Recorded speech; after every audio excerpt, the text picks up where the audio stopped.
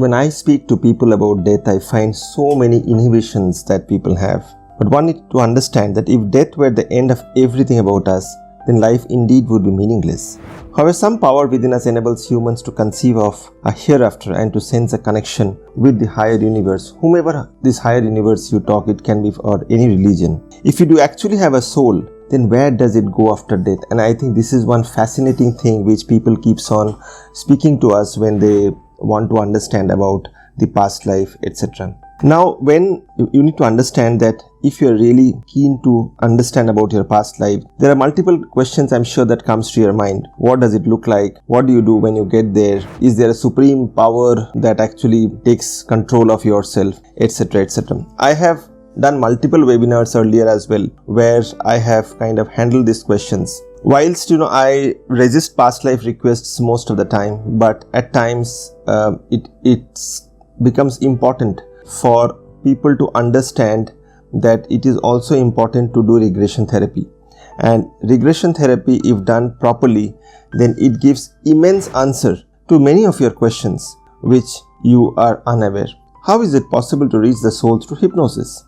Just visualize the mind as having 3 concentric circles, each smaller than the last and within the other, separated only by layers of connected mind consciousness. The first outer layer is represented by the conscious mind, which is a critical analytical reasoning source. The second layer is subconscious, where we initially go in hypnosis to tap into the storage area for all the memories that ever happened to us in the life and former lives. The third innermost core is what we now are called kind of the superconscious mind. Now this level exposes the highest center of self, where we are an expression of the higher power. Now if someone can actually tap this part, you will see that lots can be found out. In fact, once in hypnosis, people report the pictures they see and dialogue they hear in their unconscious minds as little observations. Now, when I speak to people, there are many people who say that what is the surety that I am just not hallucinating, I am not just dreaming, etc., etc. If you do some basic Google search, you will find that how valid is the use of hypnosis for uncovering the truth is that people in hypnosis are neither dreaming nor hallucinating. I am sure all of us know that we have multiple layers when we go to kind of so-called sleeps. We don't dream in chronological sequence nor hallucinate in a directed trance state. So basically, whenever you are dreaming, you know that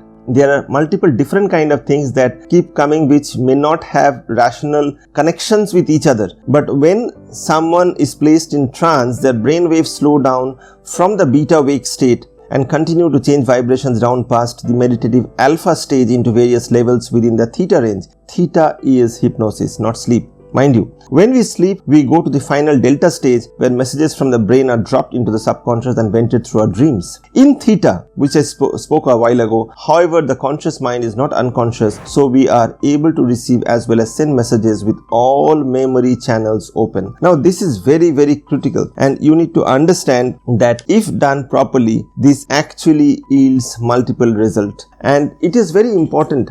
In fact, in my book of Journey of Awakening, which I wrote almost 5 years ago, which is very much available in the leading bookstores, Flipkarts and Amazons, etc., you will find that I have given in crisp, very deep answers for most of these things, actually, which is required for you to understand the overview of this whole story of how the journey of soul actually happens. Because this piece when I wrote in the chronological chapters around 5.5 years ago, and you will see that in the Journey of Awakening, I have mentioned how journey of souls actually happens in the perspective of death. All the account of life after death is usually a very, very strong chronological purview. One of the most troublesome concerns of all people who want to believe in something higher than themselves is basically the casualty of so much negativity in the world.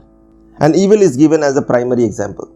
So what I always say is that whilst we may learn from wrongdoings, the absence of good traits exposes the ultimate flaws in our nature.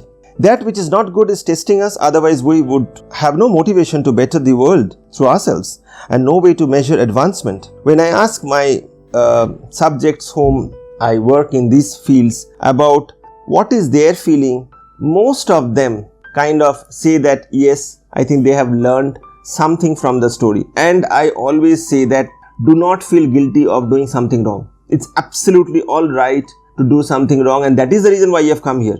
You just need to keep improving. As simple as that. And this is what I tell my near and dear ones, that do not feel guilty about anything. If you have done something which you later felt inappropriate, that's all right. At that point of time, you may have felt it appropriate and hence you have done it. But you just need to fine-tune that and move ahead in life. As simple as that. And you must also understand that if the souls who go to various places, they have to have only the good things that they carry, then their learnings are kind of finished. So it is very, very important to understand that we are divine but imperfect beings who exist in two worlds, material and spiritual. And it is our destiny to shuttle back and forth between these universes through space, time and time while we learn to master ourselves and acquire knowledge.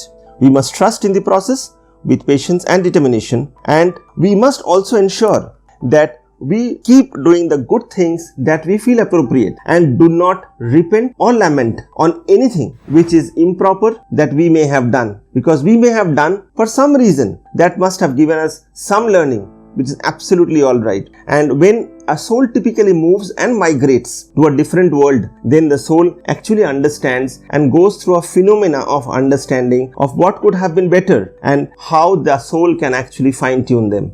So it's a very fascinating journey when a soul actually leaves the body and the soul wants to take into that place where the soul would actually get into multiple groups. And in these groups, the soul will have their own understanding of what the soul have actually in the form of body have done out here.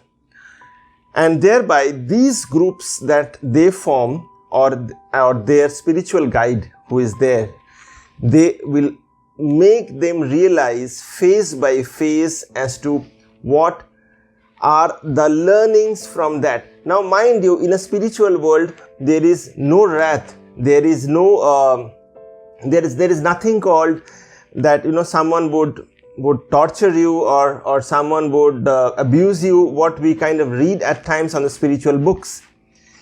There is only love and empathy in that place.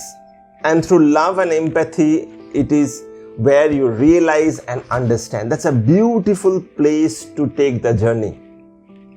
You will have your own teachers that will also teach you, and whatever I am telling you have all evidential outcomes, and there are proofs of people who have gone in regression and have given the chronological outcome of what actually happens there. And once the soul understands, the soul have its full learning, then the soul have a move to come back again. Now when a soul comes back, the soul comes back and takes its position inside the womb, and then the soul again starts its own journey. And once the soul finishes the journey, the soul is waiting when the soul would reach to that place again. That's the place where the soul wants to be. And when that's the place where the soul wants to be, every time that the soul improves itself, the soul actually goes closer and closer to the perfection. That's where we say that there are close to around 6 tiers or 6 levels.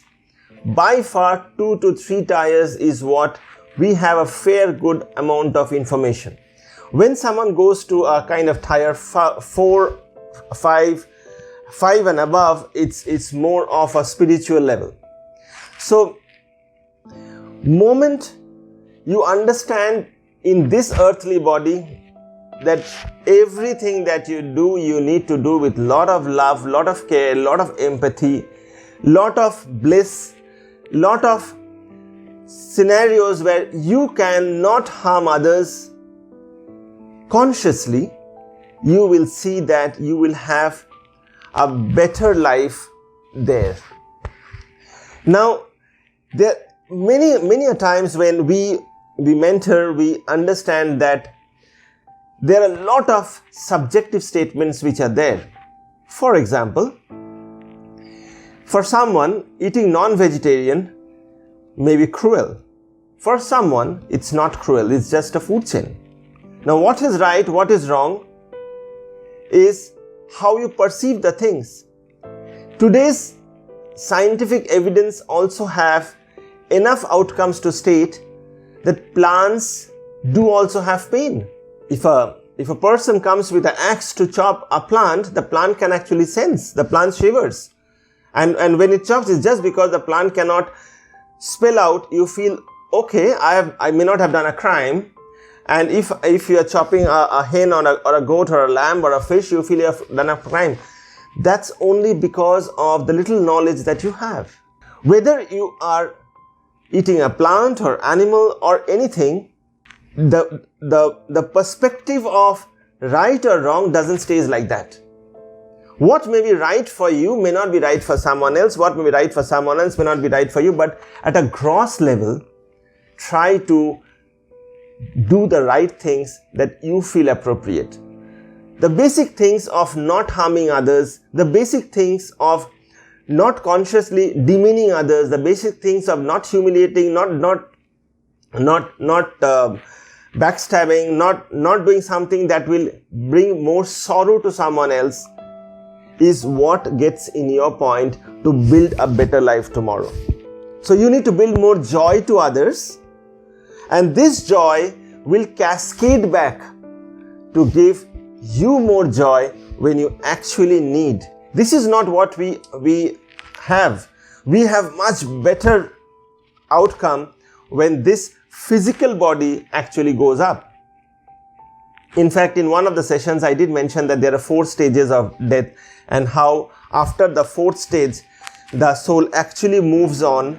And when actually the soul moves out, the soul enters, and then there are layers that the soul travels.